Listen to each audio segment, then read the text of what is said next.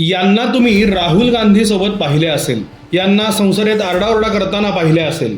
हे आहेत विरोधी पक्षाचे उपनेते गौरव गोगोई।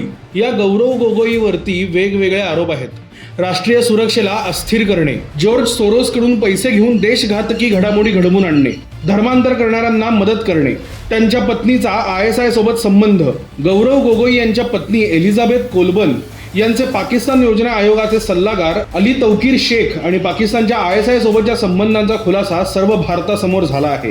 काँग्रेसच्या गौरव गोगोईबद्दल सविस्तर माहिती करून घेऊयात। गौरव गोगोई यांनी 2013 मध्ये एलिझाबेथ कोलबन यांच्याशी गुवाहाटी येथे लग्न केले आणि त्यानंतर लगेच ते सक्रिय राजकारणात सामील झाले। 2015 मध्ये ते कोणतेही पद नसताना भारतातील पाकिस्तानच्या उच्च आयुक्त अब्दुल बासितला भेटले। या भेटीमागे एकच उद्देश होता, भारताला बदनाम करणं। या भेटीनंतर गौरव गोगोई यांच्या स्टार्टअपने द हिंदू या वर्तमानपत्रात एक लेख प्रसिद्ध केला, ज्यात भारताच्या सीमा सुरक्षा बलावर टीका करण्यात आली होती। गौरव गोगोई यांनी संसदेत भारताची सुरक्षा या संवेदनशील विषयांवर प्रश्न विचारणं सुरूच ठेवलं।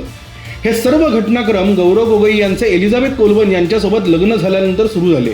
मुख्य प्रश्न हा आहे की गौरव गोगोई ISIच्या इशाऱ्यावर काम करत आहेत का?